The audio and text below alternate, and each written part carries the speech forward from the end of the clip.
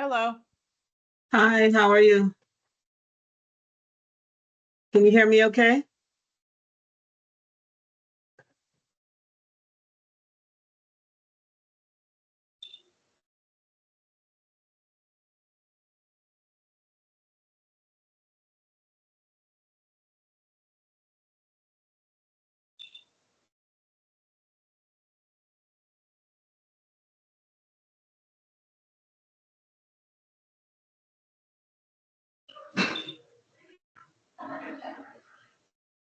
Hello, hello,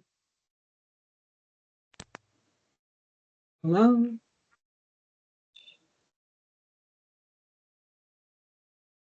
Business. Business. Um,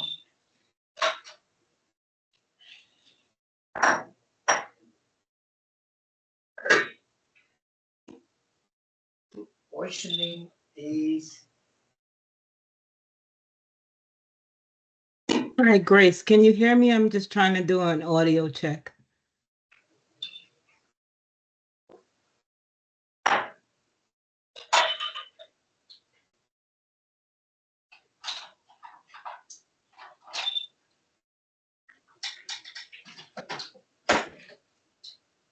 oh my god. Oh man.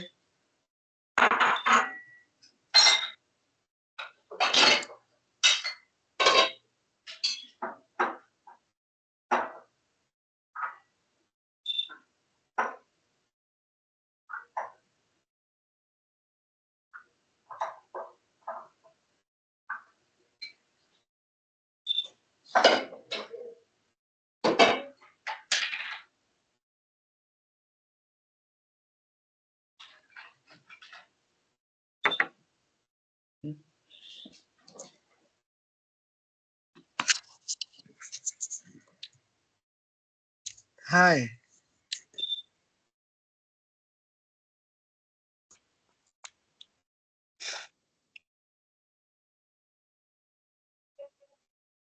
Hello, can you hear me?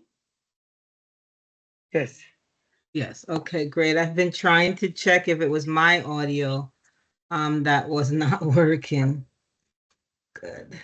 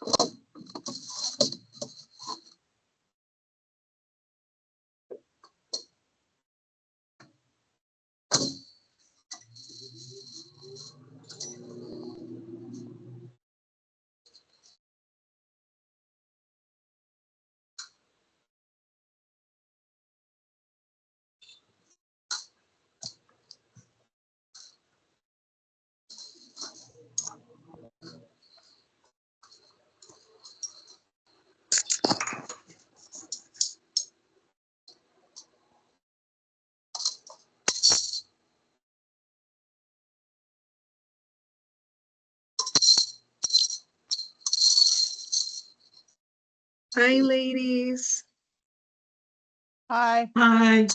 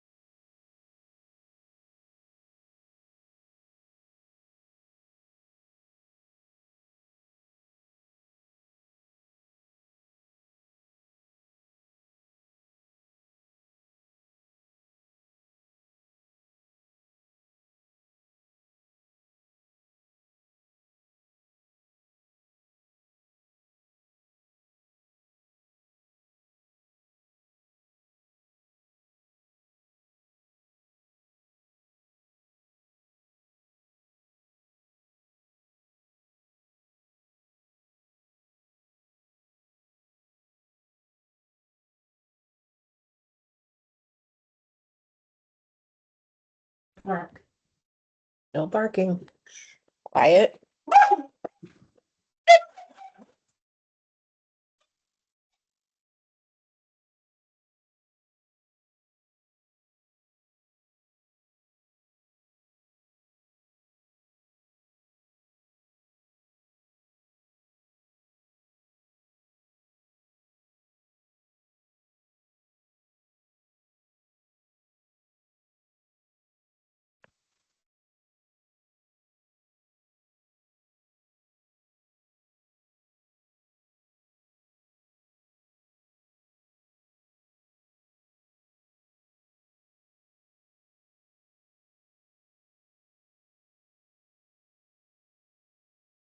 Good afternoon, all.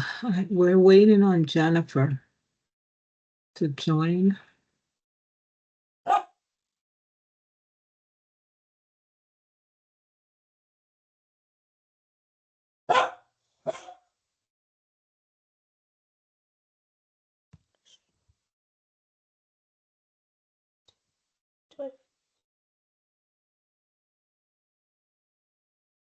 Good afternoon, everyone.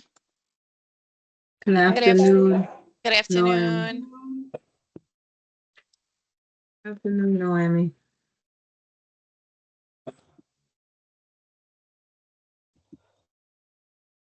Do you know if Jennifer's joining? Yes, she is.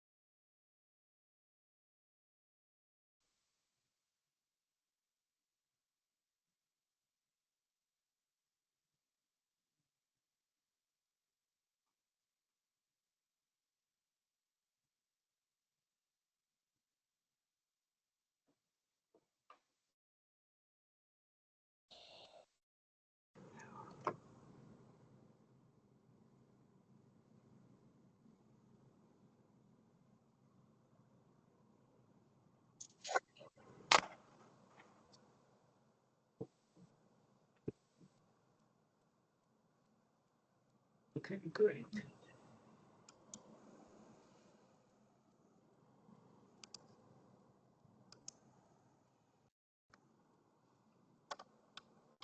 Good afternoon. Testing. Can y'all hear me? Yep. Yes. Yep, we Okay. could hear you. Okay, good. Okay.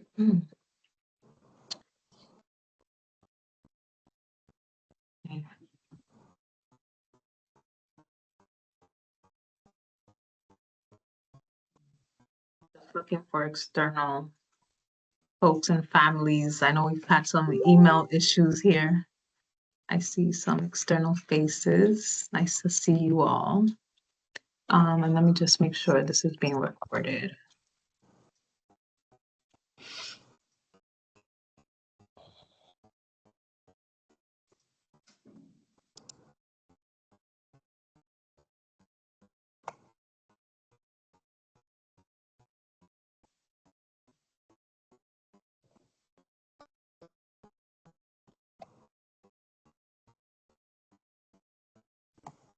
Iman, do you have sharing capabilities like the slides? I'm not sure. Let me see.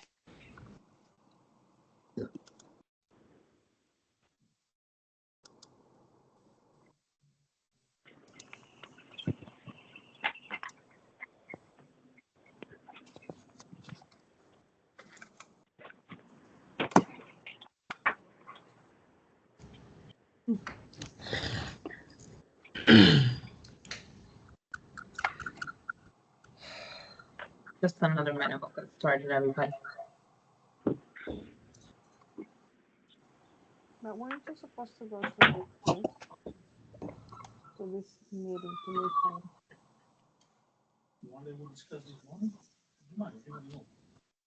Ah, okay. I don't know why I'm thinking it's this. This is why I do stuff today. I was gonna ask you the other day. Did you wanna go to Norfolk tomorrow? You have something else for tomorrow? We can work. I think I'm Oh, sharing. yes. That answered my question, because I was asking if you go to lunch. No, because I just can't see everyone, but I think I'm sharing, yes?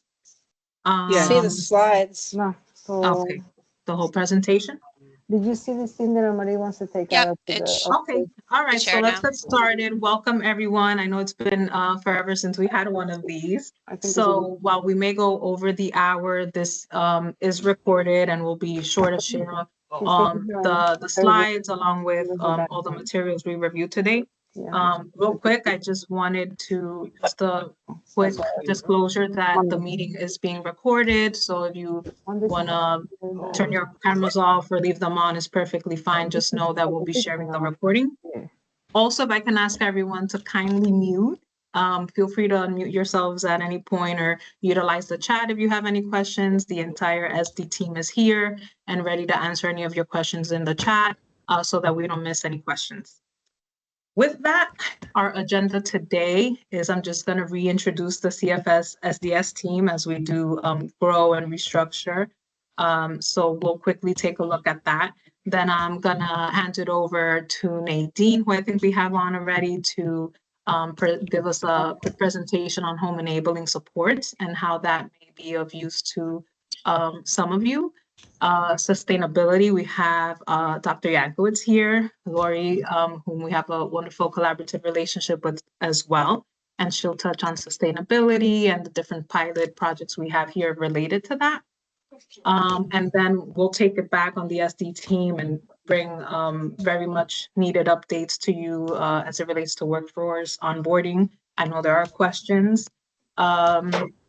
There's also questions with goods and services and invoices. Really, any Q&A you have, as long as it's general, we're prepared to answer your questions. We also want to touch on monthly summary notes and just, typical housekeeping stuff. Okay. Moving along. Deadly attack at the Church of Jesus Christ of Latter-day Saints, Grand Lake Township, Michigan. I'm sorry, I'm just gonna ask if that wasn't a question, to just please mute, please. Okay, so the team, here we are. I think we may have Linda silently back there somewhere, who's our executive VP, our CPO. You have myself, Jen, Monica, who is our assistant VP of self-direction. This longer list here of our senior FI managers who are at a supervisory level. They do oversee a caseload and also provide guidance and support to 2 FI managers at a time. So I wanted to share that structure a bit. In addition to the FI management team, behind the scenes, we have coordinator of workforce, Noemi.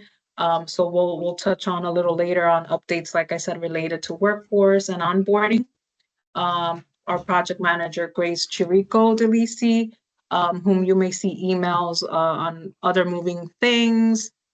So just wanted you to be familiar with her. Suhana, who's our direct liaison and contact with self-hired employees. I want to formally welcome and introduce here our 2 new onboarding specialists, Yamilet Nolasco, who began in the mid part of the summer with us and comes with prior onboarding experience in other entities.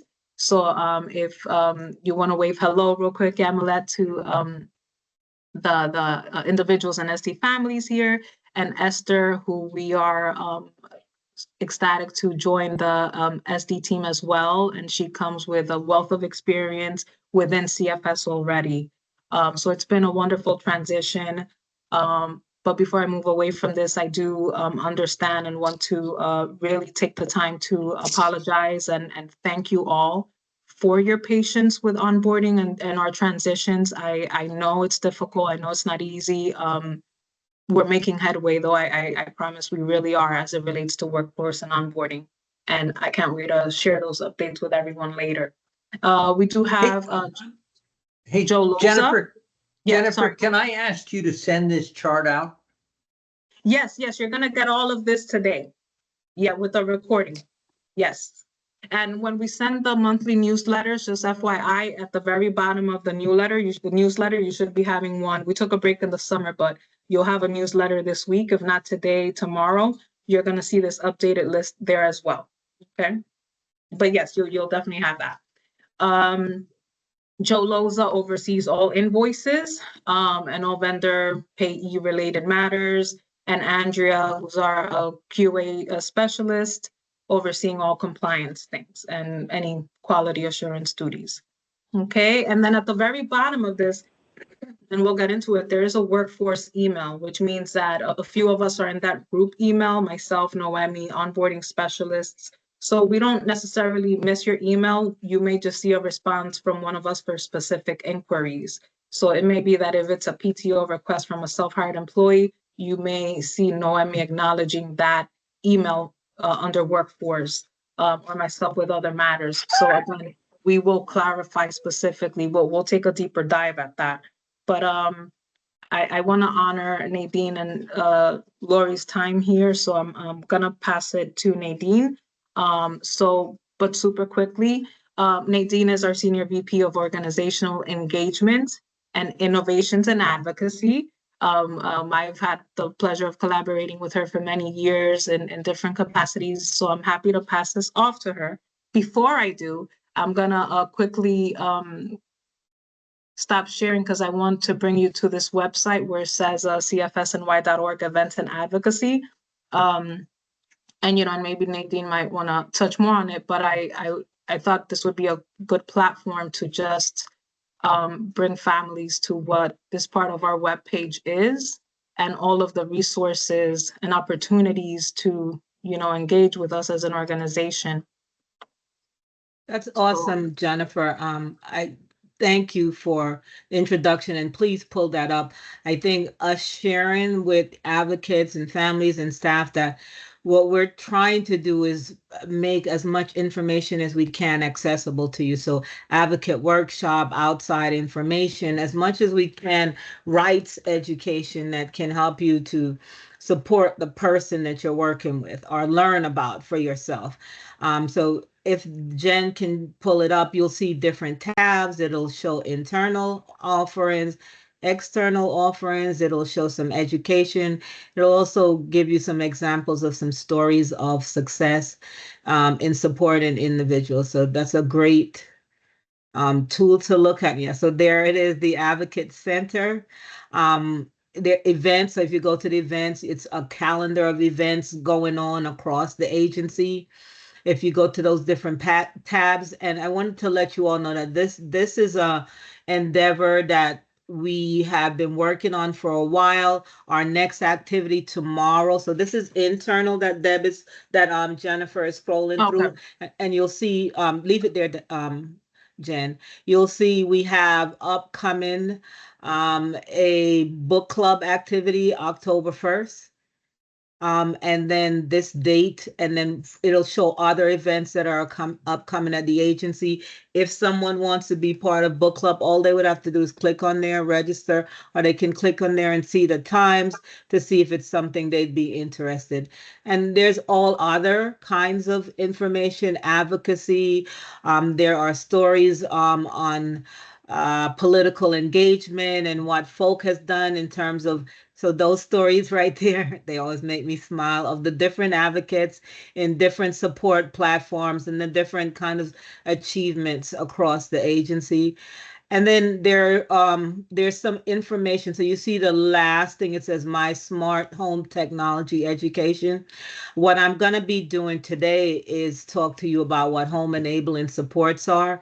And in that area, we're going to be hoping to have some education for everyone. So you as a staff who supports someone or an individual supports themselves can go there and look at different kinds of technologies and what they may be able to use it for to help them with autonomy. So Jen, I don't know, were you going to go back to the PowerPoint? Yep. Or did you? Okay.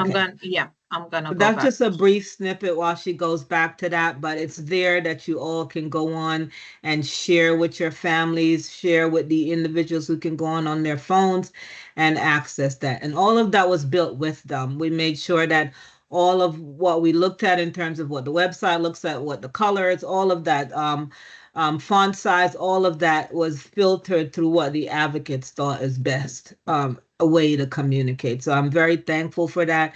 And I want you all to review and share. If you say, oh my gosh, I still find this challenging, or I can't, let us know so we can continue to refine. So if you could go to the next slide, please, Jen. I can't control it, so I'm going to have to keep saying that. Okay. So I talked a little bit about technology, and I wanted, some of you may have seen some portions of this education that I've been providing. I've been trying to educate as many people, families, staff, and care managers across the not-for-profit space as possible about this new offering by OPWDD. It's a very new offering of support that embraces technology as a natural support for people. So if you think of it, most of us utilize our phones for directions now. We used to go and ask people, or there are different kinds of ways, but we use our phones. So a lot of technology has become our natural support. And how can we utilize that to bridge inequities for people and also provide maybe stability when there's no staff, so I can maintain a skill maybe with a technology of some kind until the person gets an in-person, to support in-person staff. So I may need an in-person for 4 hours, but I can use remote staffing for another 4 hours. And I calculate it into my budget based on this. The home enabling supports, as it's called, it's a subcomponent of the assistive technology category. So some of you already are familiar with the assistive tech and how you go about trying to get those kind of tech for people. This is OPWDD's vision of something that should be easier to supplement, get in place, monitored for folk. The assistive technology devices will include remote supports, which I talked about a little bit. There's a little caveat. The person that you support has to be 15 or older to be eligible for remote supports. We'll go into that a little bit. There's health assessment coordination services, which are called HACs. And think of HACs like, if anyone is familiar with Station MD and what they provide in terms of virtual healthcare or something more globally, more general, but an example like those commercials where you see they call Amazon and the person kind of does a triage of what your symptoms are and tell you, hey, you need to go to a hospital or we can get you an order of medication. So that's what those hack systems are. They're kind of like remote health supports. And it's for folk living in non-certified homes. So this particular home enabling supports is only for people that are not in certified residential settings. People living at home, living with family, living with roommates. And it's a $5,000 annual fee. So think of it, if I'm giving you examples while I'm going through it, but think of it as if I need to buy a watch, a smart watch that will help the person not only get around, but also help oversight, because I can set some boundaries in that watch and that will alert to an oversight person, either a staff caregiver, about where I am or that I'm safe. So it's Medicaid funded devices that supports that relate Medicaid funded devices and supports that relate to an assessed need and have the following projected valued outcome. So again, in plain language, the person has to be HCBS eligible, so they have to have a waiver service. They have to have some other kind of outcome support in place, then they are eligible. They have to be in a non-certified setting, so not in a residential certified home. In all of these self-directed situations, many folk are living in non-certified homes. They would qualify. The aim, and we have, and I say we because CFS is one of the 8 agencies across the state that was awarded this contract. It's very new. I teach now so that you can start asking questions, put it in front of your care managers, advocating at meetings so that people can start to initiate processes. I would say, and I'll say it again about 2 or 3 times, this is process, although we're in the stage of strategizing how to roll out, they don't expect that this would be available to everyone broadly till about December or probably more closely to early next year. But it's good to know about it. It's good as your life plan meetings are upcoming to start to talk about it so that people are aware if they're considering replacing one of the outcomes they have now currently. Like I have a staff in the home with me during the 12 to 4 hours, and I'm making up random example. But I only have that person because I let strangers in the door, and I could, instead of having a person in my home and paying for in-person supports, I could get a Ring doorbell, or a visual doorbell, and the visual doorbell would allow me on the phone and my caregiver or whomever I set it up to as my second oversight to help me stay safe by monitoring who comes to the door. I get more autonomy, privacy, in my home. The people that love and care about me also get a sense of that I'm safe in the home because they can also see whomever is coming to the door. They don't need a staff to filter that process. And I know that's broad scope and you don't only use staff for that, but those are the kinds of outcomes that you can think about replacing for people with those outcomes. So increase, maintain, or improve the person's safety in the home. Think of devices like assistive devices for stoves that will alert if the person walks away from the stove and leaves the item on the stove. Those are reasons why people's independence sometimes are infringed on. These are ways to get more autonomy into the home and for the person. Increase or maintain the person's health outcomes. And I told you a little bit about the HACS, the Health Assessment Coordination Services, and that's really to help a person kind of understand my diagnosis, understand the medications that I may be on, but understand the best ways to monitor my health. It can be utilized for triage services, like I said in the example that I gave, or it can be utilized to help monitor ongoing wellness. Like, am I exercising to the rate that I need to or that I agreed on, et cetera, et cetera. I see questions coming up, Jen, so I will Yes. pause and then Mhm. ask you to read them. I'll just, because this is the first slide and it's a long, detailed PowerPoint. I'm only going to give you the kind of the overview. Yeah. No, there's some really good questions here. There's a system called Hero, which releases meds in the appropriate amount and it records that the meds have been taken. So a parent asks if a device like this, which has a subscription fee and the device itself has a fee, would something like this fall under home enabling supports? Yes, and that's a good example. A lot of what I would call that's probably like a medication support, those are covered.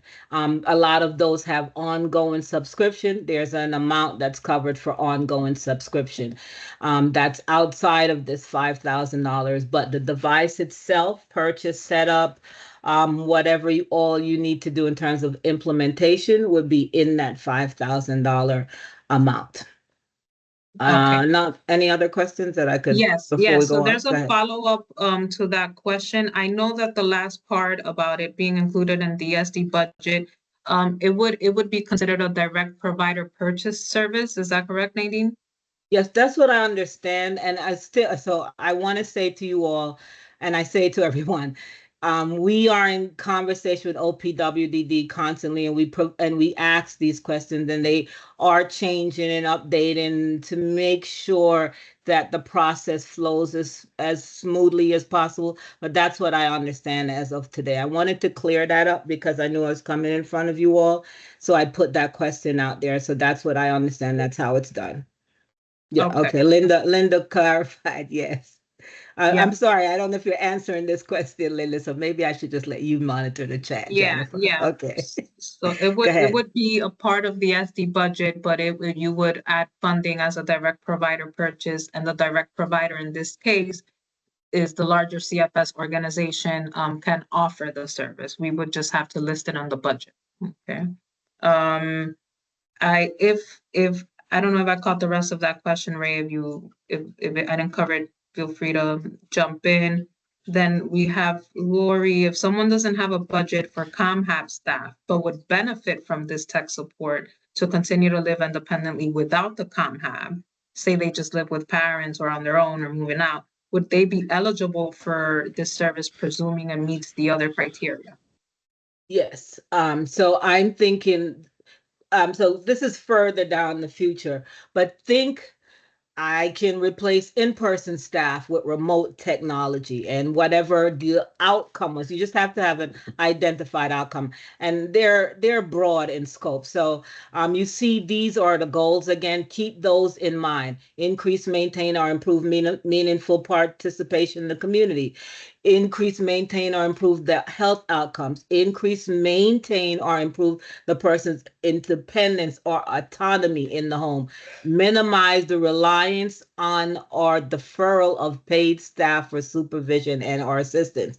And this is a broad forum, but I will tell you all that when we speak to with OPWDD staff, they are marketing HES as a more affordable support system, sustainable, and as a support to in-person activities. So envision a future where you have some hours of in-person, some hours of remote staffing, some hours are supported by technology. And that's how your budget is built or your life plan is built.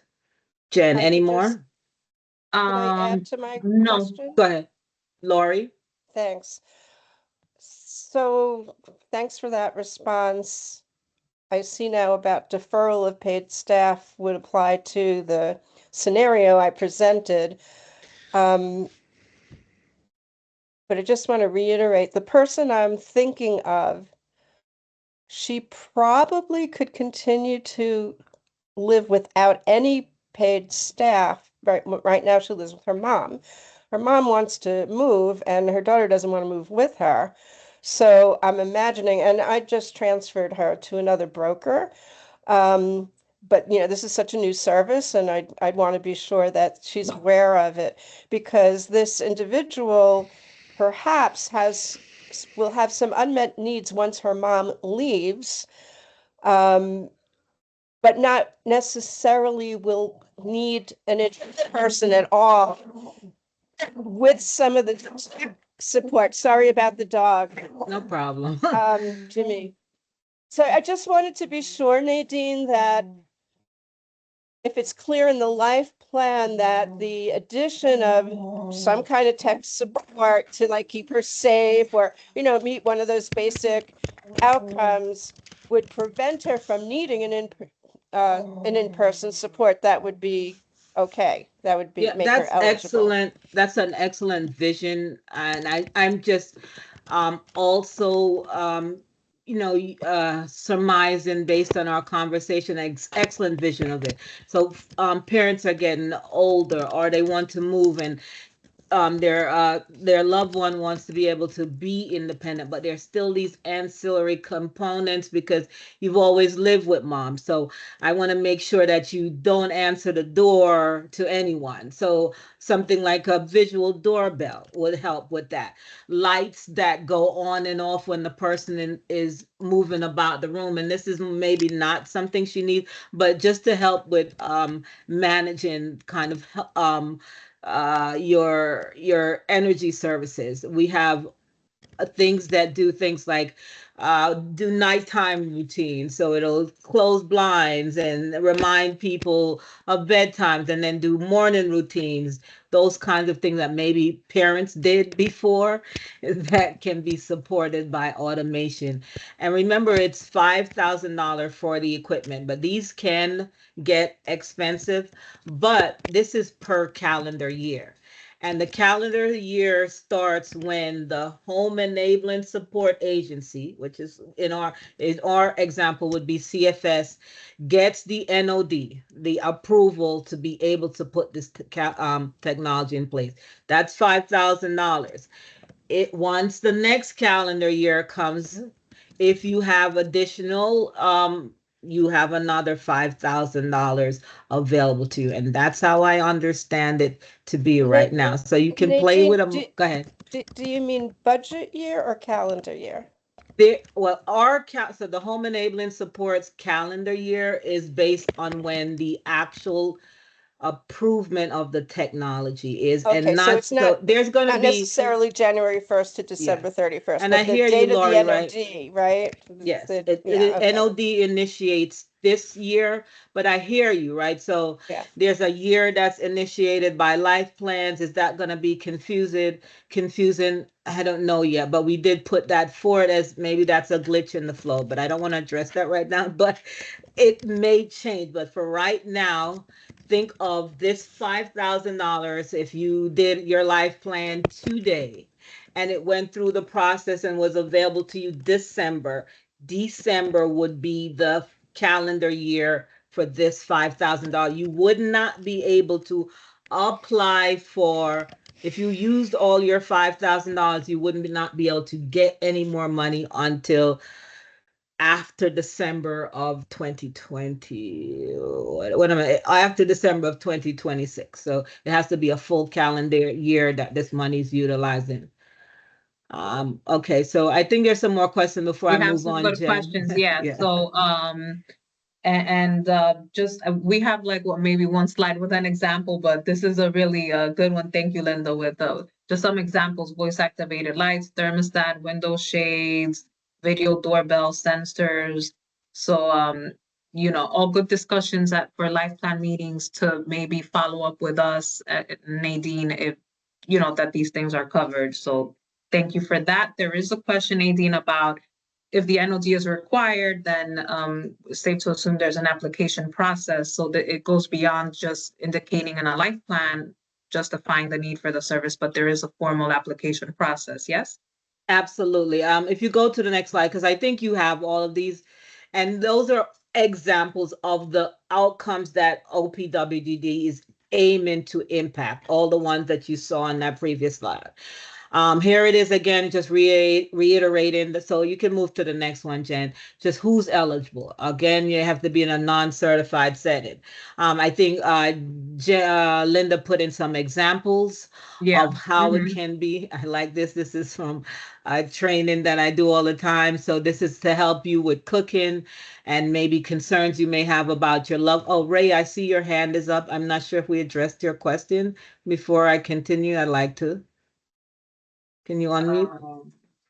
Yeah, Yeah. sorry, I forgot to pull my hand down. I think it was sort of answered before, but it was a question about installation and ongoing support. I mean, I've been in a lot of situations where new technology gets introduced, like, somebody gets a computer or a school or a classroom, and, they need to know how to it needs to be set up over time.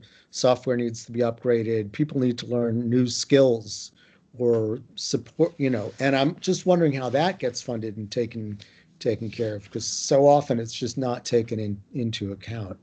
Agreed.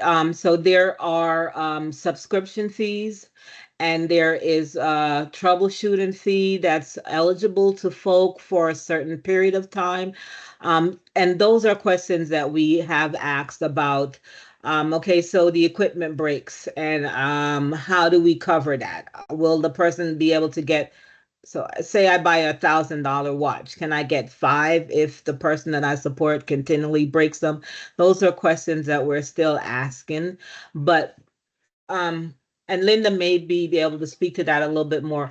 The implementation teams, which is, so I was part of the initial kind of rollout strategy education. The implementation team, they're going to be trained on how to complete these assessments to ensure that the outcomes are something that's person-centered. So it has to go along that whole same person-centered theology that we understand.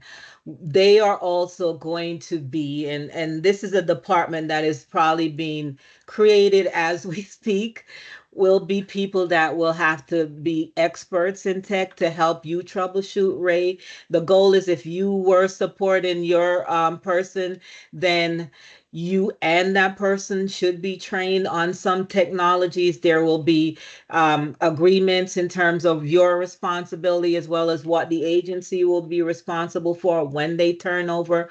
A lot of these platforms and agencies that we use for tech, they also provide ongoing support if the equipment glitches or goes down for any reason. For example, I have seizure mats in several different locations. If anything happens with the system, although I'm not part of the immediate prompt contact, I will get an alert. The system is down and it needed to be checked. So there are, I believe, several ways to support ongoing, like you're saying, things that happen to the tech or upgrades. Now it's no longer the iPhone 4 is working. You need a different, all of those things are covered under this. So again, here's just an example of helping a person gain more autonomy by having cooking supports. And I want to say to you all that I am blown away by the technology that's out there. I did with our tech staff, our director of tech, Jim Noriega, visit a location where they are much far ahead than this state in Connecticut in supporting people to live more autonomous, even people who you would consider they have very complex needs. And it ranged from automatic garbage cans that, eliminate transfer of dirt, and you can see automatic increase in health comes to all body showers where so a person no longer needs someone to be in the shower with them because the water is monitored and regulated. There's ways to help them shower from the shower device. There's devices that help people to sink down into tubs so that they can actually take a tub or a bubble bath. There are devices that help to clean people after their toilet if they can't do that independently. And then there are much more sophisticated devices. I saw a device that was about the size of a pen that you can put on any document and it'll read it for the person. So no longer do I need a staff to read my mail. This can read it. Or if I have low vision, this can also read it. They also had glasses that did the same thing. So if a person has low vision, it orients them to what's in the room so it can tell there's a person here, there's a garbage can here, and help them move around. And I think Linda gave some examples of the automatic lights that help with people who are aging or help people who may be forgetful and leave these kinds of things on to not have that as an issue. And they range from sophistication and it ranges in price. So a lot of it is low tech that you can build together to support people, or some sophisticated integrated tech that maybe all you'd have to do is you come home and you see everything that's going on in the person's house. Not that you want to, but you could. And again, all this tech, I want you all to be clear. OPWDD is very clear. It's not for monitoring folks. So if your goal is, I don't trust, I'm going to monitor, that's not what it's for. It is to support autonomy, independence, greater health outcomes for people. Is there another slide, Jen, that we have? No, just go. No, okay. So I want to, before I end, just tell you all that because someone did ask the question before, and I know you have someone else coming on, but someone did ask the question about the process. So yes, you need your care manager. Yes, this has to happen at a life plan meeting. Yes, you can start discussing with your care manager. I've heard about home enabling supports, and I hear that CFS, if you're not in the CFS catchment area, which is all 5 boroughs and Westchester. Yeah, those are the areas that we would be able to provide supports in. If you're, all 5 bars in Long Island. If you're outside of that area, there are other agencies that we're in a community of practice with that we can share with you that can provide the support. We are looking at being able to provide this to as many people as possible, both people we support internally and people all over that need the support. So getting the advocacy out is paramount for this process to work. OPWDD's goal is, I'm again surmising, so I don't want anyone to take this as they said that, is to grow this, is to offer this as a more viable option for folk to kind of address the things that exist. Not enough staffing to cover all the things that people need to do. Maybe staffing that's too invasive, that interferes with the building of natural supports and real relationships, and also education and safety for those areas where it may be a concern. So those are the goals that we have in mind. Again, just briefly, there's a service planning. It has to happen at the service planning meeting. The life plan, you have a discussion. Nadine has a goal of getting out and want to socialize more. Right now, she has a staff. The staff sometimes shows up because of very reason. Can we add remote support? Can we add a watch that will help Nadine to learn places around the community, but also help her to learn safety techniques? And I'm being very broad scope with these things. and gradually decrease the need for the staff. So maybe the staff was 2 days and now I only need her 1 day and eventually no days, because Nadine has learned that this is the kind of support that helps build autonomy and not always people. And it's not to eliminate people, of course. So we're always teaching our staff that this is hopefully, in some instances, to take away the tediousness of some activities that go on that don't need people, so that you can focus on the activity that really needs a person. So again, service planning is where it starts. The care manager is the one that will initiate the SART for the authorization. And once that's done and the NOD is generated, then the home enabling support provider kicks in. They do an assessment if needed with you, or if you've already done with care manager, you say, well, I know what I want already.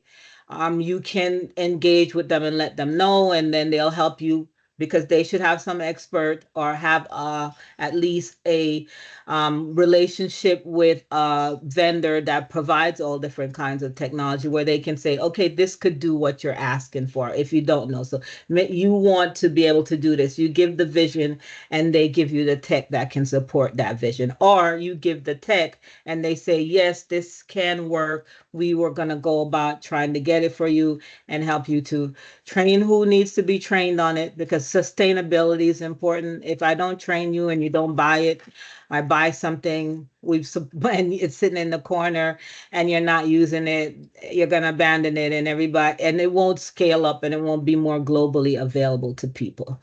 With that, I'm going to end there. Any questions that you have that I can address before I leave? Jen, any questions in the chat? I think that, there's one. If someone has, for example, a security system built in their budget already under OTPS, should it be moved under HES? That's a good That's question. probably a Marissa. And Jennifer question. we're talking about like the cameras, the ring bells and stuff like that. I'm assuming, Marissa, you're talking about. It's a good question. Yeah, I'm that's not what sure. people are saying. It sounds like a SD This is like a question, but Simply Home. I would just suggest that if something is already being covered in a different category that could be covered in HES, and then moving it to HES would free up money State in that funds. category that would allow for Mhm. something else they needed, that would be a Mhm. sensible team decision in terms of moving money around in the budget.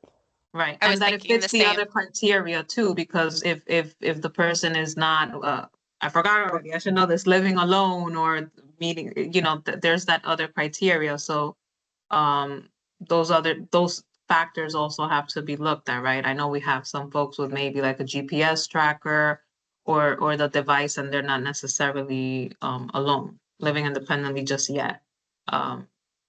But And- just to point that out. if there's an outcome again that is being supported, then again, it can be covered. It's not just for them living independently. So if the goal Mhm. is to be able to gain more autonomy so I can live independently and this is Mhm. how I'm supporting it, then absolutely.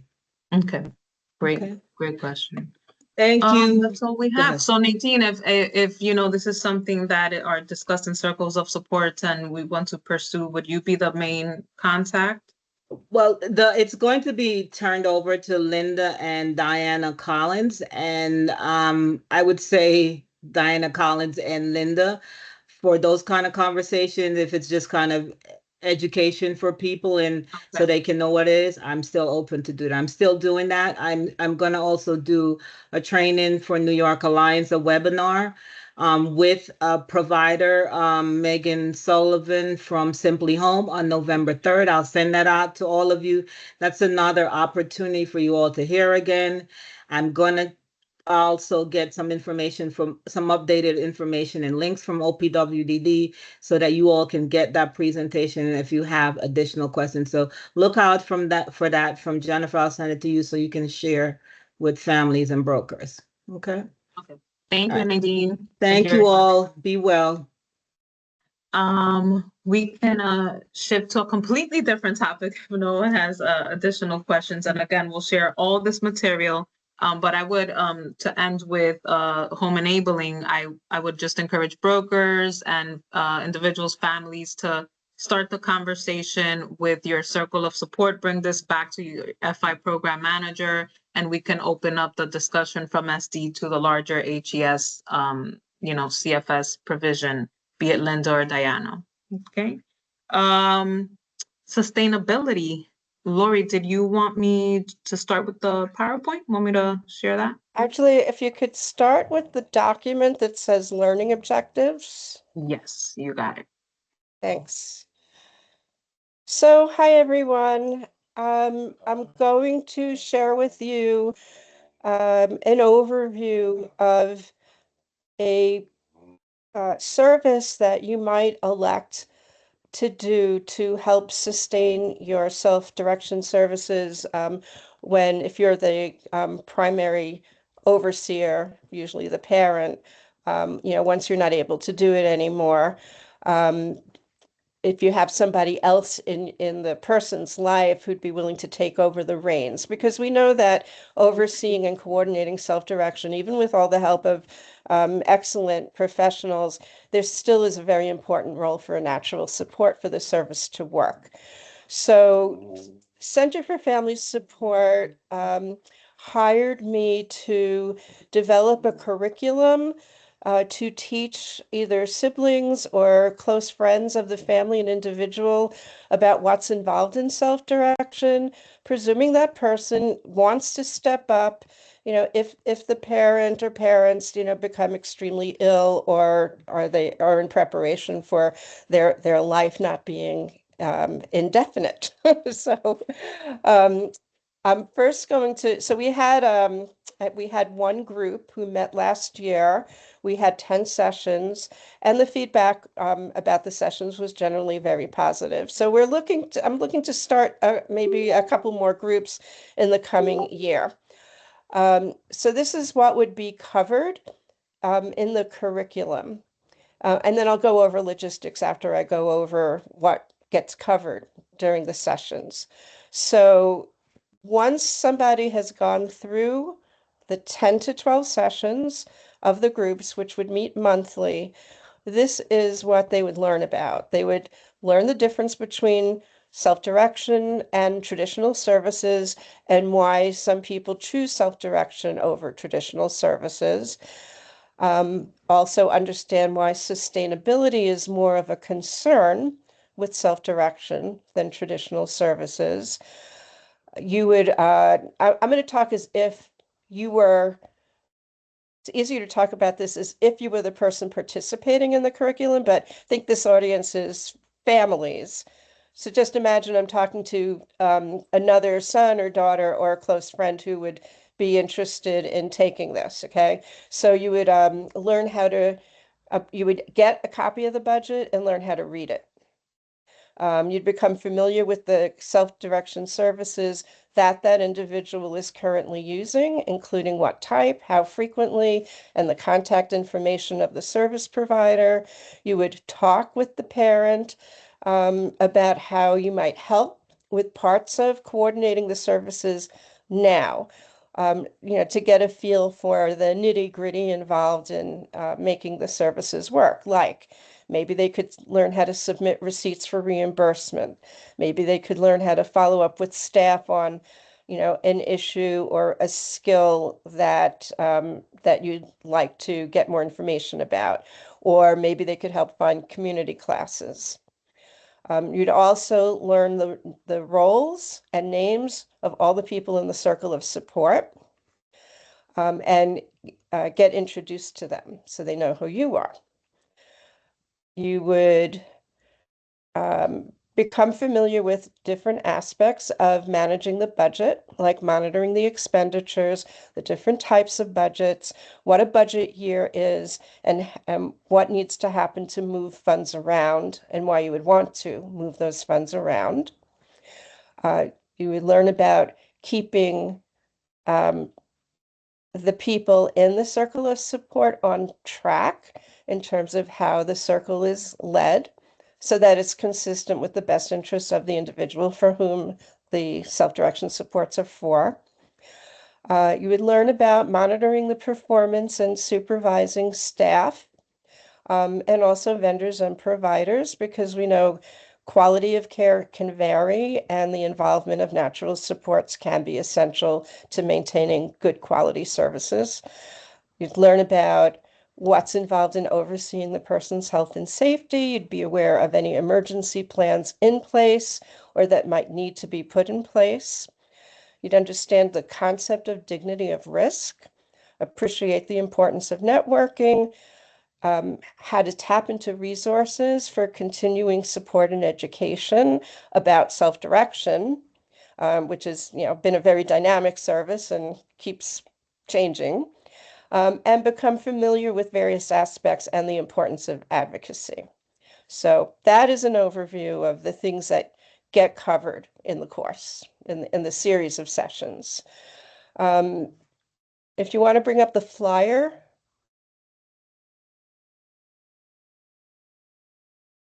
Can you guys see it? Don't see it yet. I am. Come here, Stop Jimmy. sharing and share. Come here, Jimmy. Come here, come here, come here. It's okay. Shh, shh, shh, shh. Come here. Here we go. Okay, great. So this is a flyer that describes what the sessions all look like, why it's important, and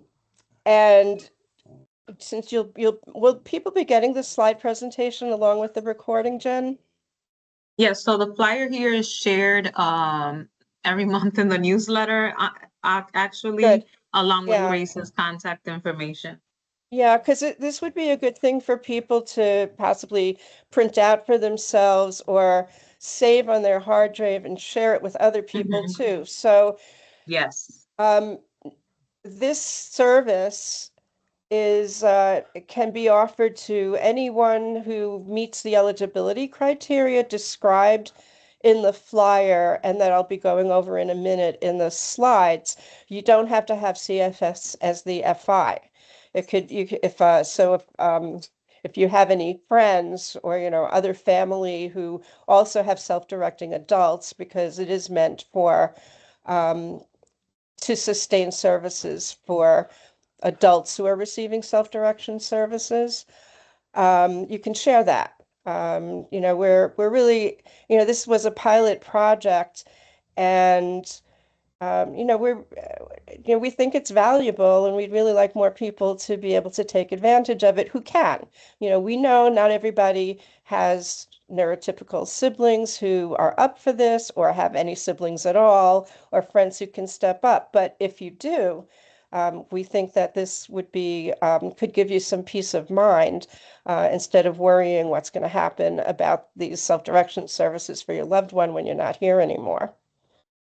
So I'm not going to, you can read the flyer on your own. I just, described what's in it and also who to contact if you're interested in applying, right? You would contact Grace DeLisi at CFS and her email is on the flyer. So if you can go to the slides now, Jen. Yeah. It's just two and slides, folks. That's why Grace shared I just shared the Oh. link. Yeah. Thanks, great. Grace. Thank you. Okay. So let me know you can see this. Okay, so this is just the real nuts and bolts of when these groups might start up. Hang on, Mr. Ludoff. So the groups would be made up of 6 to 8 people. We would meet once a month via Zoom for 10 to 12 sessions. Some sessions will take, we might need more sessions depending on who's in the group and how many questions people have. The sessions are an hour and a half long, and these are possible meeting times when I can lead the groups. I could do it pretty much any weekday at 12 noon, or a Wednesday evening starting at 7, or a Saturday at 12 noon. So I would decide on which day and time based on applications, who's eligible, and what would be the most mutually convenient time for at least 6 people who would be interested in forming a group. That's when I can be available, and then I would drill down to what's best for a group. Okay, next slide.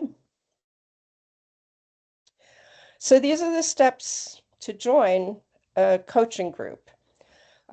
You'd request an application from Grace.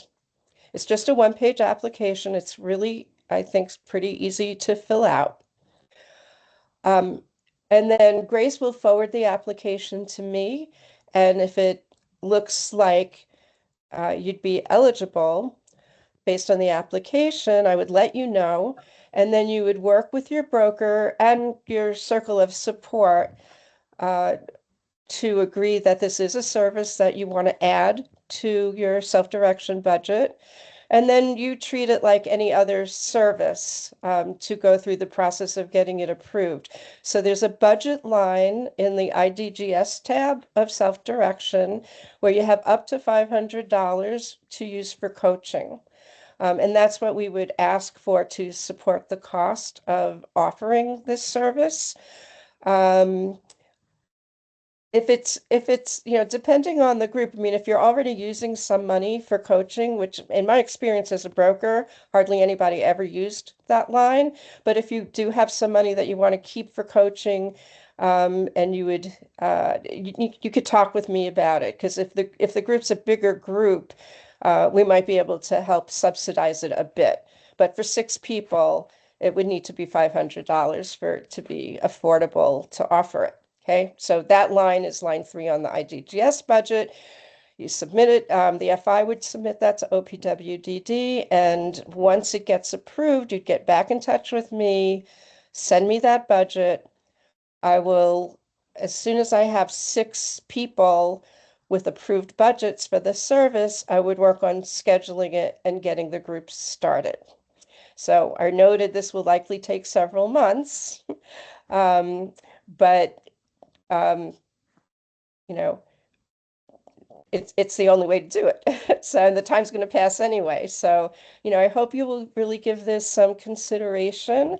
I find it very gratifying to do these workshops. It has really helped a number of the people to have some tough conversations with their parents, because it's hard to face that the parent's not going to live forever. And it's, you know, it's quite a bit of responsibility. But I found with siblings that joined the group, this is something they really wanted to do. They love and care for their sibling who has a disability. And sometimes it's the parent who's not ready to have the conversation. So part of the application is, you know, is the parent on board with you joining the group? Because, you know, you both would need to. That needs to be the case, or it's not going to be successful.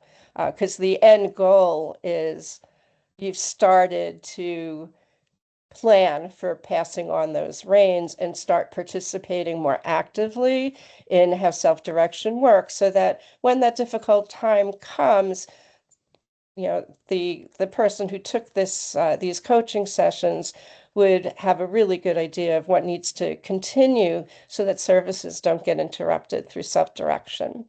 So if anyone has questions, I know the meeting is going long, but, you know, I'll take any questions I can now. And if there's no time, feel free to email me. So I didn't post my email, but it's lyankowitz@gmail.com. Okay. Thank you, Lori. There's a question, can a trustee take the class? I don't see why not. I mean, I guess it is a really good question that hasn't come up before. I don't know if I think it's a good question to get back to you on, just because we're Yeah. wired to always look at the criteria in that line. But yeah, no, I was just I thinking I about love the logic. conferring with you know, CFS attorney. I You know, see. I yeah, see the your answer point, is right? Because the answer is I'm I just don't know. yet. But I think an it's excellent, I very think it's worth, an excellent it's point very because worthwhile looking since into. the special needs trust would need to handle the reimbursement, it makes, I want, yeah, I know this is recorded, I want to say yes, and I just want to confirm. Really, Yeah. I think the short answer to this is yes. It really has to be, should be yes. I think as far as the reimbursement aspect of it, the 500 and the coaching line, there are specific parameters. So I will make a Right. note to and confirm that it can be Right. reimbursed Right. to within that line because the line is called coaching for parents, and stuff like that. But your answer would be yes, this should be accessible Well, it's to any member helping the, oversee. the line is coaching for parents and delegates. I think it Mhm. says, and their delegates. So if a parent delegated a trustee to participate in this coaching sessions, it seems like it would meet the criteria. But let's look into it. Yeah, I would say yes, but let's look into it exactly. I can absolutely Okay. get back to everyone on a question like that. Certainly, I would say certainly it's worthwhile to at least fill out the application because you would name the trustee. You know, if someone has a trustee in mind, you would name that person, provide some contact information. And it won't take more than a few minutes to just fill out the application. And then while we look into it, we would not, suggest amending the budget until we knew for sure whether or not that was going to be successful in terms of being Right, approved. right. So, yeah. Yeah. So Amy, just so you know, the answer is yes. What we want to get back to everybody on is, could it be reimbursed? Can coaching Oh, be okay. reimbursed through the budget for, specific members, right? So Or Jen, it advocates? sounds like you're saying there might be an alternative that other money from the trust could be used to pay for their participation. No, not exactly. Just could it be is that line open to reimbursing the 500 on the coaching Okay. line to But then why anyone would beyond the you? parent? Okay. All Yeah, right. Well, let's talk about it later. yeah. But that's a great question. Tentatively, yes. It Yes, says, tentatively, right? yes. I like how you put it. Okay. Okay. I Any other love that question. questions? I will follow up. I'm sorry, just a comment from Ray. Yeah. Social service outreach. Yeah, no, There's a I mean, demand, yes, if among the lawyers answer who've been is named as yes, trustees. Yes, that would be yes. awesome. I mean, I could even see putting a group together just for trustees because That's I great imagine feedback. that's a very particular group of people, who would be trusted with overseeing the service versus other kinds of dynamics that happen with siblings and friends and family. Because it's a very interactive coaching session. The people who participate share their individual stories. It's very customized to each person's particular use of self-direction. And while you both, while it's on my mind, last two parents that touched on these points, they're very valid points. Beside having these groups as an organization, we are exploring partnering with other organizations and looking into this. I like how you said food for thought, Amy, because these are the types of areas, and Ray, you brought a good one with educating and advocacy, where beyond sustainability, it's also accessibility and training and education. So I think that we're in a phase where we want to expand on what sustainability is for families, caregivers, providers. So we want to kind of run with that, and with other organizations, explore seeking grants from entities or other providers and organizations that want to take a closer look at self-direction in multiple aspects and angles, and part of that is sort of being super informed or technical experts in these different areas. So part of what we envision is seeking grants specifically, for what Lori is already doing, because we're beyond the pilot. We know that Lori's curriculum is effective. So with Lori, we're in a place where we're wanting to touch more circles of support with this. And then we want to expand on that. So the technical expertise areas, right? The housing navigations, the educating folks outside of self-direction and how it can be sustainable, exploring more areas of sustainability. So more to come with that, but just know as an organization, we are hoping to partner with other organizations and be funded to take a deeper dive into what sustainability and accessibility of self-direction is. So with that, thank you very much, Lori, as always. Certainly, my pleasure. And All right, I I'm will going be to sure say, to share this. Yeah. okay, great. I'm going to with say everyone. goodbye for now, but again, if someone has a question that I'm the best person to ask it to, please feel free to email me at lyankowitz@gmail. Okay? Have a good afternoon, everyone. Okay, bye. I'm just gonna go back to the slides. That was great. So now the housekeeping stuff, fun stuff. Let me just make this bigger. Sorry. So super quick on best methods of contact and turnaround time as well. You saw the list earlier of the entire team. Just some quick overview as it relates to the workforce side of things and FI program management. And when I say workforce, just a few bullets of what this looks like, because while we are a large group, I realize that most of us here have one FI program manager, but other, depending the inquiry, it may land to me if it's a justification form for any goods and service, or if it's a workforce related question, be it paid time off, any self-hired employee inquiry, that may be directed to workforce. So I know that's super confusing. And so if it's too much to take in, if you're like me, I would just contact my FI manager, who I'm sure will redirect you always to the right party if it's not them. So as it relates to workforce, paid time off, PTO requests and questions related to part-time off, because we do get a lot of inquiries, especially towards a payroll week. We receive a lot of requests for paid time off and a lot of questions of how much time do I have off left before I submit a PTO request. So just know that a lot of those inquiries take between 2 to 3 business days to get back to employees and or families on those questions. Same thing for change of status forms and separation forms. So what those are is if there's a budget amendment or any change to wages, or if there's a separation, meaning one is no longer utilizing an employee, those requests are looked at on a weekly basis. But it can take a 2-week turnaround time because there's a back-end process to that. So for example, if we receive a change of status to increase a wage, we need to ensure that with that we have a required DSP evaluation to, justify the increase.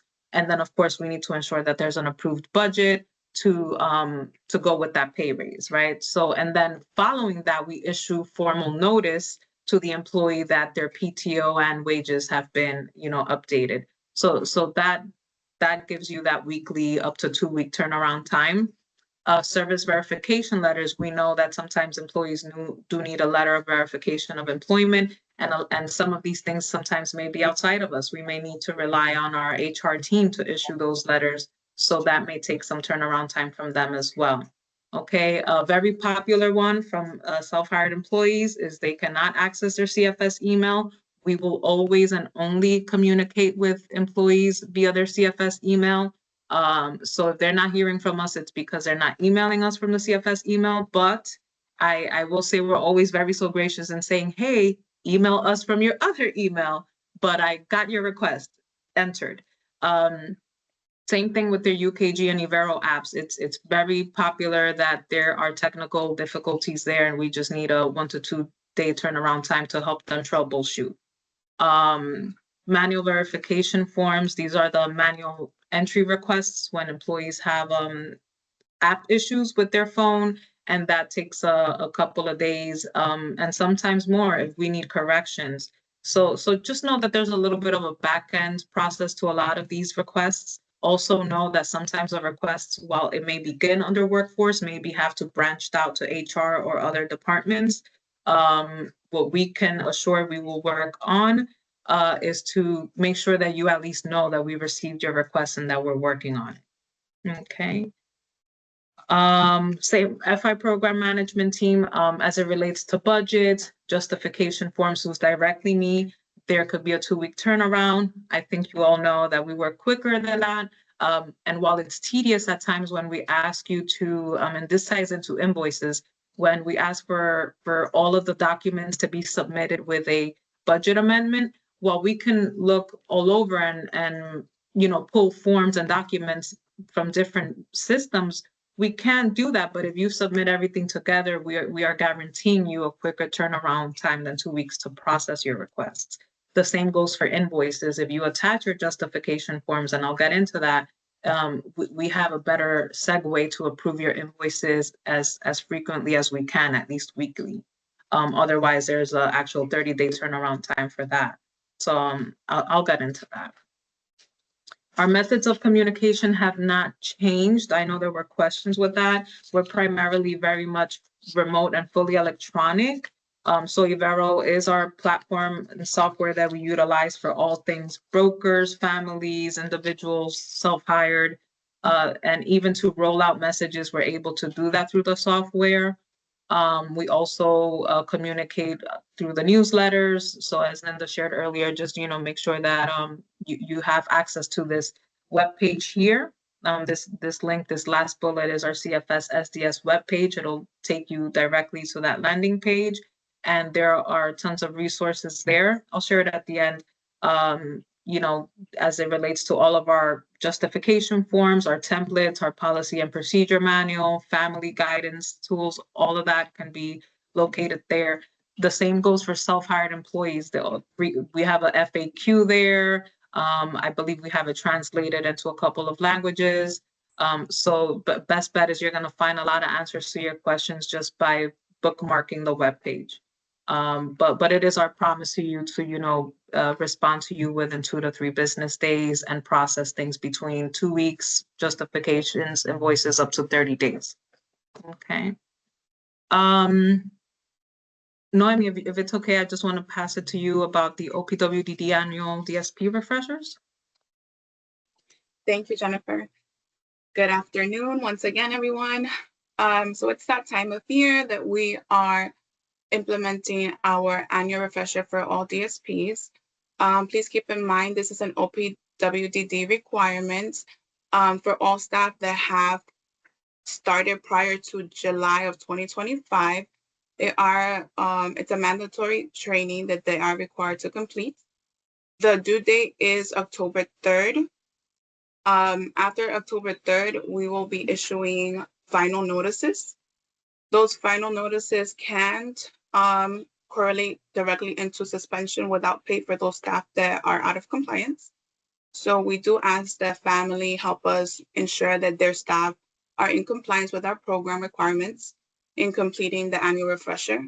The annual refresher also helps us and helps staff provide the best support and care possible by helping them learn additional tools that may be beneficial within the workplace or helping them reinforce their current skill sets. So we greatly encourage family to help us ensure that staff are in compliance with OPWDD in the annual refreshers. Does anyone have any question regarding that at this time?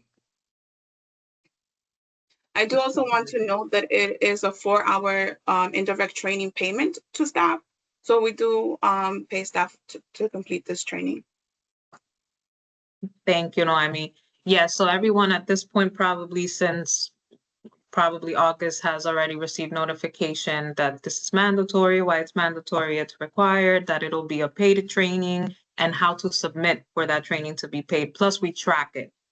So you know, a lot of employees are very graceful in letting us know they completed it, but we are able to also retract that, obtain that information and make sure that those 4 hours are paid out. So really, if you could just please also just give it a push. Last year, we captured almost everyone. We don't ever want to, you know, issue any notices or final warnings. We try to include you in that correspondence if it gets to that. well, we don't try, we definitely do include you in that correspondence if it gets to that. And by the way, it's completely virtual. So we're here to help and ensure that staff stay in their role in as ComHab, respite, or however they support. So that is due October 3rd, as Noemi said. And if there's any questions, or if you want to just run it by your staff to confirm that they've completed it, or if they're not sure that it appears completed on their end, we're happy to let them know. As far as onboarding, I know that's a hot topic here, so just want to bring everyone to where we're at. Over the summer, we did lose 2 onboarding specialists. Very, very coincidental, one very not organization-based. There's personal and professional endeavors there. But, you know, while we did miss them, we did identify 2 wonderful candidates under the recruitment team. So while they work for the program, they are overseen by the larger HR. And I believe we have Glenn here, who is the direct supervisor of Yamilet and Esther. So what I can say is, while the summer was quite the transition and training and the ladies, you know, essentially rolling with the punches, keeping up with the demand while learning the program, I believe we're in a better place now. We're making segue. Our goal became to ensure that anyone that was still onboarding over the summer is at this point fully onboarded. Do reach out directly to myself or Glenn if other than the delays you're experiencing, there are other concerns, but I can say that we are definitely making segue with onboarding. I also wanted to help you all mainstream, if this is at all helpful, because I realize sometimes a lot of these things sit in the workforce email.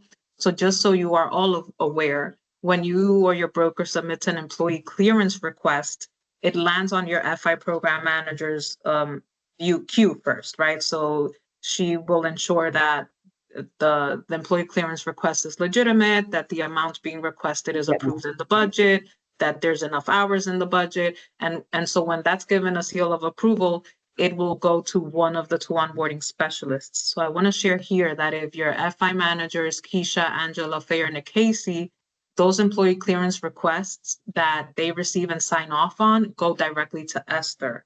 And the ones for Lauren, Marissa, Maria, or Zahida, those go directly to Yamilet. So if in any way that helps you mainstream who you're contacting, we wanted to, you know, be transparent with that and let you know who directly oversees the onboarding for that employee. It might take them a couple of days, and I'm talking about the FI managers, to review your request. And remember, once they review your request, it may take another couple of days for Esther or Yamilet to issue that phase 1 email. But one of the things Esther and Yamilet are also working on now is making sure that you have weekly updates as to where things stand, right? So that's another added layer of communication, so that you are aware, despite the CC emails. I know things can get lost in the phase 1, 2, 3 of where things are at. I also want to note some trends. You know, there are times where the onboarding process seems longer than what it is because we may be waiting for the employee to submit documentation or to follow up. So we find oftentimes that when the family is following up, it's an opportunity for us to encourage you to ensure they're on top of every phase, which can get confusing. Glenn, I think you had a hand, and then of course, I'm gonna let Esther let me know if I left anything out as it relates to onboarding. Thanks, Jennifer. I know I'm a new face for a lot of you, so I wanted to poke my head in and also follow up what Jennifer was saying, is that Esther and Yamilet work as a team. And so if Esther or Yamilet are out of pocket, or you need something and they're not available, please reach out to me or reach out to the other one. And we want to make sure that we've got you covered all the time. So it is not a single point of failure. Thanks, Glenn. Yeah, that's correct. And in addition, there is what we call a new hire tracker, and it's shared with the SD team. So even at the FI program management level, if you wanted to know where things are at, we don't always have the answers, but it is a tool that's shared with us, and we could just quickly see that, oh yeah, this person's in phase 2 or 3 But let me defer you to Esther for added, information. I don't think it'll get there, but know that we're finding ways to mainstream as much as possible. Know through this slide who your direct contact could be. Despite that, as Glenn said, we collaborate closely with each other, especially say if Esther is out, Yamilet is covering and vice versa. Okay. Thanks, Jennifer. But overall, really the message is thank you all for your patience. I 100% realize that it's hard to identify someone, and when we do, we need them yesterday. So I really do apologize. But thank you for your patience in this transition for all. Okay, so that's onboarding. But like I said, anyone that's over that 30-day or you've been trying to onboard since the summer, I've seen active emails, but if you have specific questions or we're just still not there, which hopefully is not the case, please contact myself and Glenn directly. Change of statuses, I'll skip over the new hire tracker because I know we discussed it in the prior slide. Manual visit verifications is just a quick reminder, and this comes from Suhana, to just ensure that MVVs are only completed if necessary, right? If there's an issue with the application where employees are communicating their app is down or they're forgetting, that wouldn't constitute an MVV form. Of course, we're going to manually accept it and enter the time. But we just need to ensure that we're redirecting as much as possible, that if there are other issues, we are here to troubleshoot them. And I just say this for where there are trends where sometimes we'll receive 15, 20 from one employee and things like that. We do have to question because outside of the MVVs, there are particular requirements on documenting work live, right? The EVV. We won't get into that, but just know that the purpose of the MVV is to capture time manually if there's a legitimate issue, which would also be an opportunity for us or Suhana to help troubleshoot that. Overtime is another topic we want to bring here. Just as a FYI, the work week for us is from a Saturday to Friday. Within one work week, anything over 40 hours is considered overtime. That's each week, not the pay period, not the 2 weeks, the 1 week. When we see patterns of like 10, 15 hours in 1 or 2 weeks, we will reach out because overtime is not sustainable. It's not allowed. We understand there's emergencies, but we do expect those things to be communicated prior to the circle. Okay, so just a quick note on overtime, MVV and overtime, there are protocols, there is progressive discipline for that. And when I say progressive, it's always like we start with a call, we start with a conversation, it may be an email, we may reach out to the FI program manager to understand what's happening. But there are times where we may have to issue a verbal warning, a memo. And so we work our way down to hopefully never have to truly discipline in any other method. But as we do co-manage together the employees, we bring this to you first as individuals and families to, directly supervise that, especially every week when you're reviewing attendance rosters. Okay, I don't know if there's any questions there with onboarding workforce, but same thing here as some things that the onboarding team wanted to point out, their turnaround time. A lot of the delays do stem from OPWDD when it comes to these background checks that can take 3 to 4 weeks. Their turnaround time, so that's outside of our control. And again, as they indicated, one of the new things they want to try is these weekly status updates to keep everyone informed. I think there was a hand.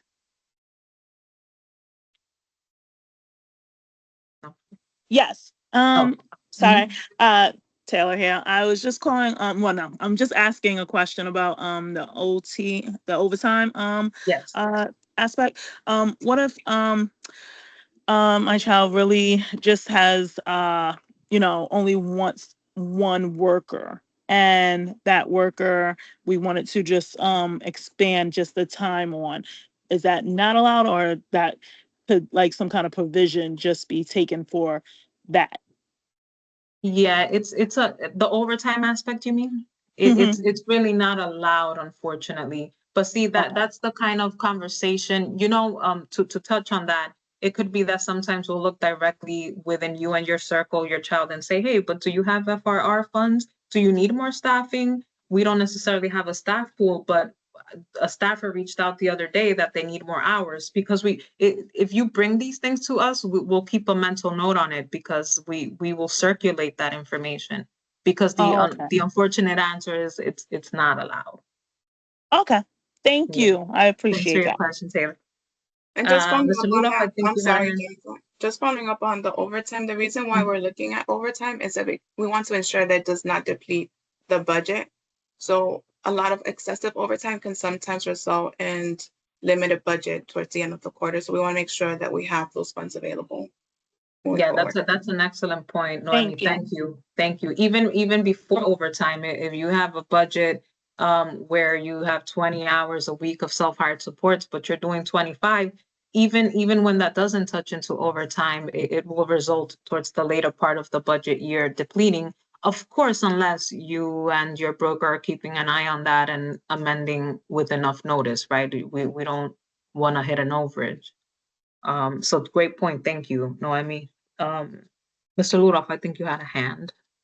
I generally don't know. So I've got two DSPs, one for weekends and one for the weekday. And I don't know until Thursday, generally Thursday afternoon, that I'm going to have overtime on Friday. You know, they work 8.5 hours a day instead of 8. So is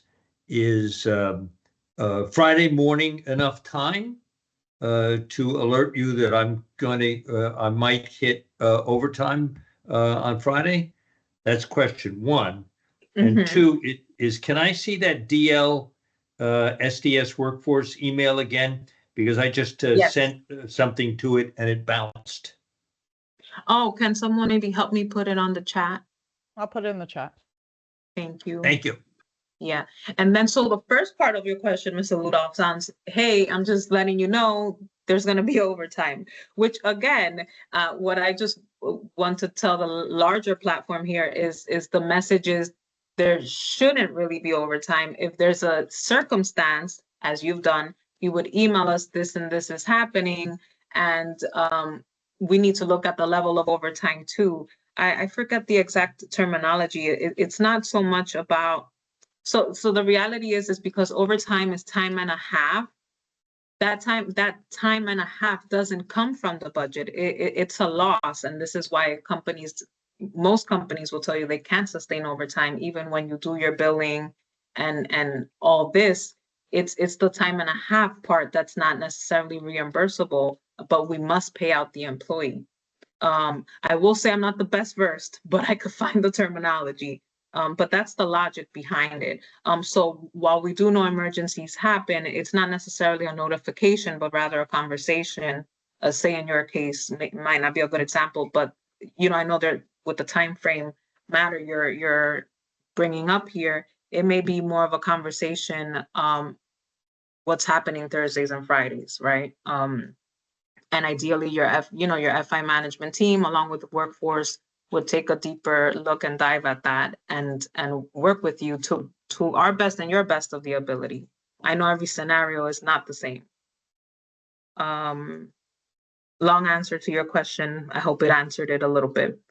There are 2 emails there, Grace, right?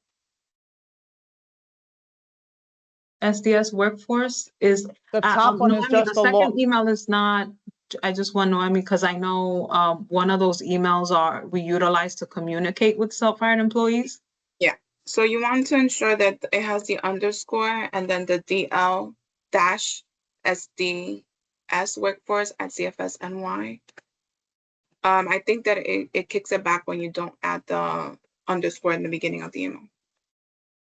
That's, it's very nice that it's got an underscore in front of it. Who designed that? Take it up with IT, Mr. Ludoff. Okay, that's it. We've had it with him. Yeah, right. No, I'm with you. But that was it. I didn't have the underscore. I'm with you though. I'm with you. Okay, so all right. So I don't know if Mon, you're still around, but I can take a stab at just a few more slides, guys, that reimbursements, goods, services, and invoices. I know there's been questions about that too. And the most popular question is, are there changes? No, there is no changes. What there is a lot of volume.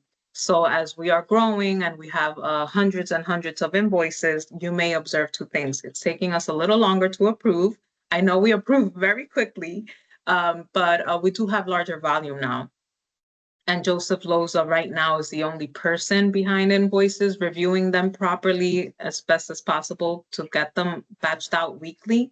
But we are, you know, completely internally looking at more help and just know that we are aware that there's a lot of volume and that perhaps we need to look for more help. So that is being entertained and on the table. But for now, know that there's one person reviewing all things invoices. He looks at this at least weekly, batches them out, and then it should be paid out by the next week's cycle. That's like a quick overview of how it works, but note that there's no changes. And this is why I referenced the policy here, because if, which is on the website, there have been no changes to the policy, but if you reference pages 13 to 24, you'll see all things invoices, right? Goods and services, as we call it. You'll see that there's a 30-day turnaround time. I know we were quicker than that, but there is a 30-day turnaround time. And there are justification forms between these 13 to 24 pages of the manual that will show you the breakdown. And for the sake of time, I won't bring you here now, but you'll see on the manual that it'll go into IDGS. Do you need forms, yes or no? If you do, here is the form. And by the way, these are the requirements for a IDGS invoice, and it goes into the other categories as well. So there is a pretty good breakdown there, but you know, it's like a 60, 70 page manual. This is why I'm just outlining that pages 13 to 24 change on this. I think what you all are observing as parents is that because we have a larger volume and we pick up on trends, there are things that we're looking closer at. So you may have a justification form from a few years ago for a swim class, but that price changed with the invoice you've attached. So as a result, we may return it saying, hey, you know what? Looks like this class price change, update your justification form. So it's not that it won't be reimbursed. It's just that we are trying to tighten gaps and ensure we enforce all areas of this manual. So, you know, I apologize if that's created any inconvenience. Just know the rules haven't changed. We're just taking a closer look and ensuring that we're doing all things by the book. The key takeaways for, you know, a smooth reimbursement process is attach the justification form if it's applicable. Not all goods and services require that, but most do. Provide the detail on a mathematical breakdown. So in that description box, you know, just be sure to say, you know, this is a package of 10 classes at $500. Each class costs whatever it is. Because sometimes the invoice doesn't give us that detail, but if your description supplements that, it really would be a big help to give us the full scope of the picture and not have to return things. Oftentimes, invoices may be submitted under the incorrect category or 2 in 1. So sometimes we see that a class invoice is submitted, but there's also a membership fee in that invoice that has to be separated out to a separate invoice category, unfortunately, because of the guidelines, you know. So what's a verifiable invoice? An invoice should have contact information. There should be a vendor name, demographics, or a number or an email. There should be a clear description of the goods and service, you know, safety swim, 1, 2, 3 Garden City, 5 swimming classes, $50 each, $250, right? Confirmation that these classes have been attended and verification of payment. So again, depending on what the good and service is, we know that the invoice can vary, but at its very basic, this is what a verifiable invoice would look like. And to supplement with that, we should have that detail or breakdown in that description box. That's what's going to help us. Just so you all know, also, these funds are pulled out of the active budget. So our policy is submit the invoices by the 10th of the following month.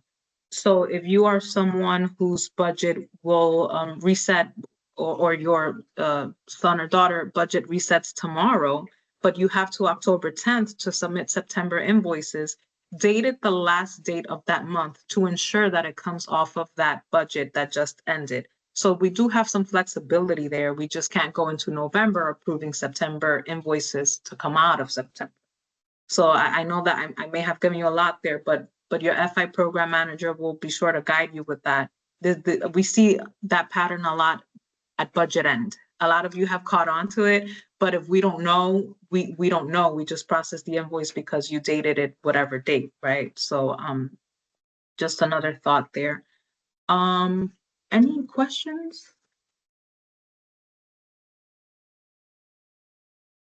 Jen, Okay.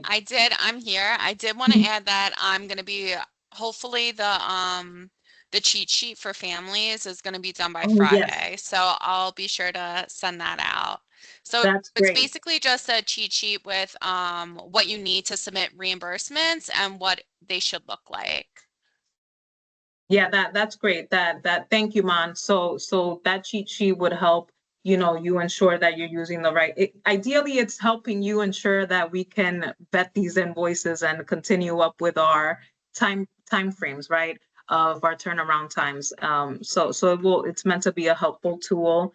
Amy, thank you for your comment on justification forms. And while we're here, I am the one that reviews justification forms. Usually every day, but if there's a delay and you haven't heard from me, do reach out, let me know. I tend to be very on top of that. I also want you all to know that I don't take every request lightly. If there are questions, I try very much to not deny a justification form. Rather, I will email you and open a discussion so that I have a better understanding of the angle of this, because sometimes we'll read the form, we could look at a life plan, but it's best to connect. So just know that's our approach here. Before me, that was always the approach, and we'll continue it that way. But I wish with classes and all these hot topics with justification forms, that we can approve all things. But when we can't, know that it's very much an uncomfortable process for us too. But this is why we always welcome discussion and feedback. I think that's it for reimbursements.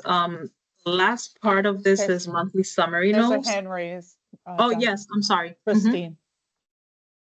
Christine. Good afternoon. I'd like to know whether since regarding the Avero, it was rejected, so we need to submit it again. Do I upload again that's required document, additional document, like justification letter? Should I update it again or just submit it to the broker?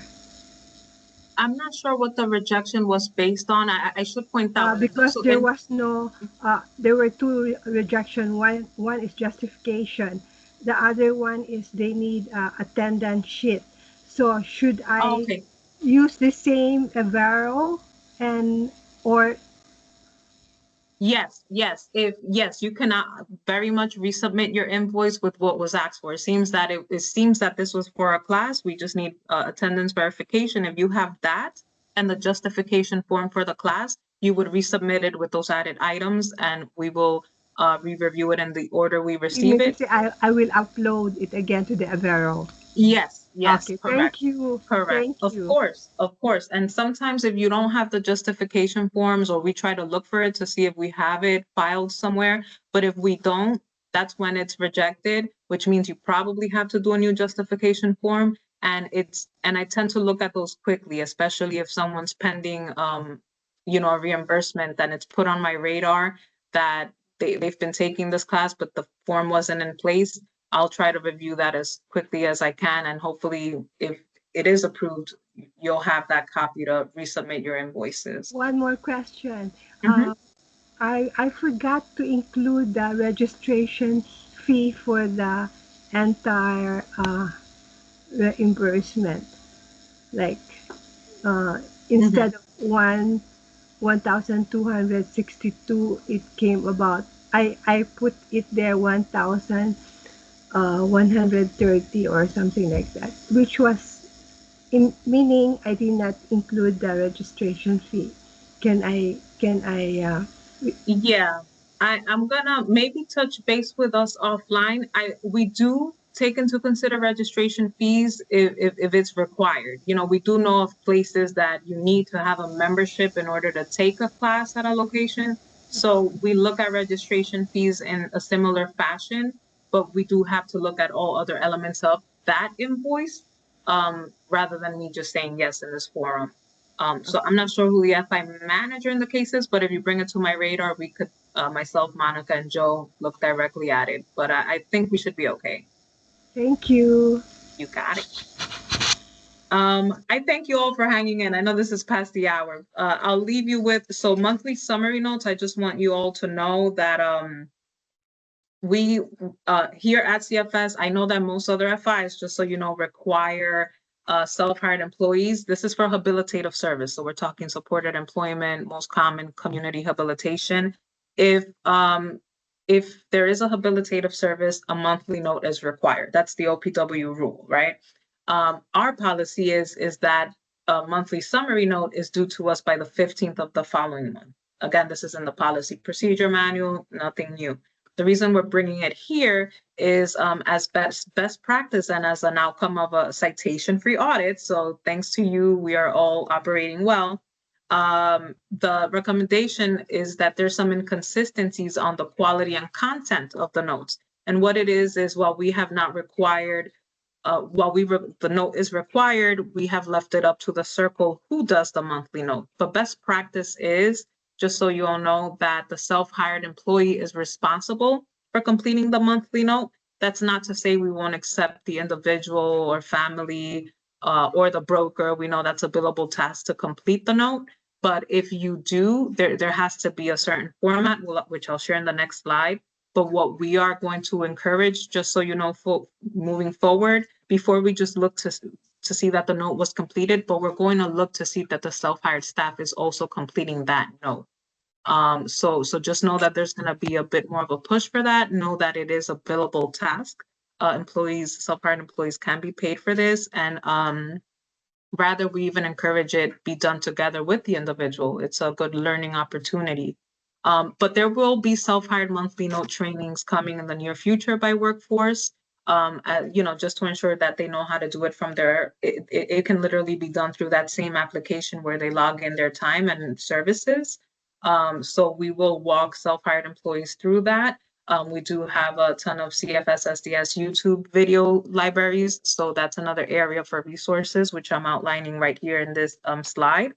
So what I will share is what a monthly note should look like if you and or your broker is completing one, but will be a push for self-hired employees to be completing those notes, as it is a best practice, and obviously they are the best mandated, well, not mandated, the best reporters, as they are providing that one-to-one service.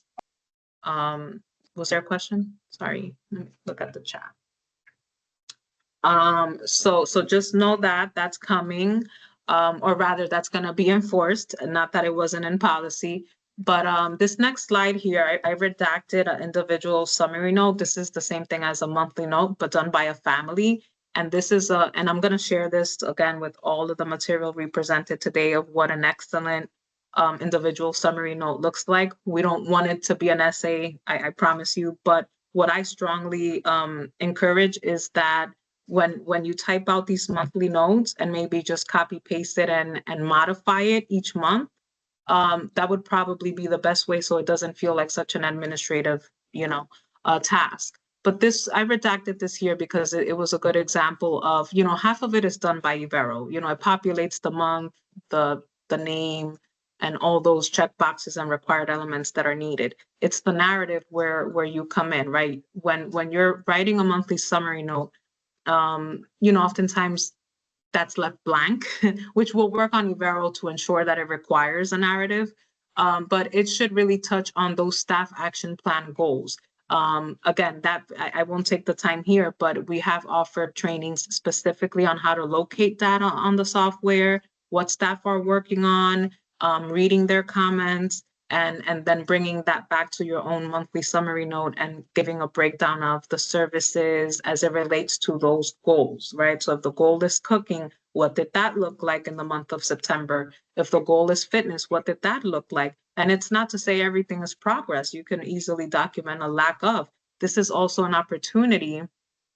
And I think the screenshot got cut here, but the later part of this page, are you satisfied, or are there concerns? And you could check yes or no. And clearly, if we're reviewing this on the SD team side every month, we will pick up on that and do the proper outreach if you checked off, I'm concerned.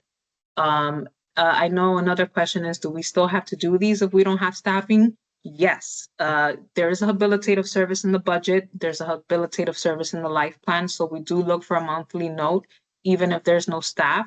But again, it would be a perfect opportunity for us to see your staffing hardships, if any, on this monthly note, as we're reviewing this, and then would, touch base with you to collaborate together on what those hardships are. There was a hand. No? Okay. I thought there was a question. No, yes, there is a hand. It's me. So Okay. you said, are you satisfied? Yes, no. And the DSP is filling this out? Does that mean the DSP is satisfied? Individual or parent is satisfied? That's a great question. The template you're looking at here is the template that you or a broker would see from your portals. The monthly summary note view for an employee is much more detailed and actually easier. It's very much a checklist. And then in the bottom, they provide a little narrative. We can redact one so that you can see what that looks like. Actually, let me make a note of that. Redact the monthly summary note from staff so that you could see what that looks like. And again, it's in this deal here. So what we're looking at here is a summary note that is done by either the individual or family, but there's a different one that's done by staff? Right. We are requiring one, and that one should come from the self-hired employee. But because we know that there may be instances where you don't have staffing, this is what your family monthly summary note, or if you had your broker do it, would look like. The template looks different. The content is the same, but the template looks different. So for families, individuals, this is what constitutes a proper monthly summary note as per OPWDD and us. We're in agreement with the detail here. But the monthly summary note for self-hired employees, the template looks slightly different. So I'll share with you all in these recordings and follow-up materials that will share what that looks like. Okay. Good question. And that's monthly summary notes. Our last slide here, I'm gonna hand it off to Grace, our project manager, who oversees tons of things, but she just wanted to bring one item to you, and then we're done. Hi, everyone. Good afternoon. So the LENS project is about the driving qualifications of the staff that are driving your family members around using their personal vehicle. So we're running license and making sure they have insurance and such. So in your part in the process is filling out a survey. If you haven't already, I'm going to put it in. I think we lost you, Grace. Is it me? I got muted. Sorry. Oh. I don't know what you heard or what you didn't hear, but basically we're looking for driving qualifications of the DSP that's supporting your family member.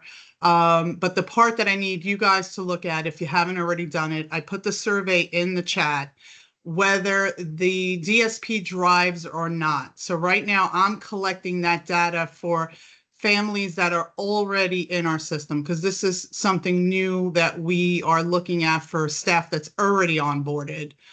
When it's new staff, that would be the workforce department that handles it.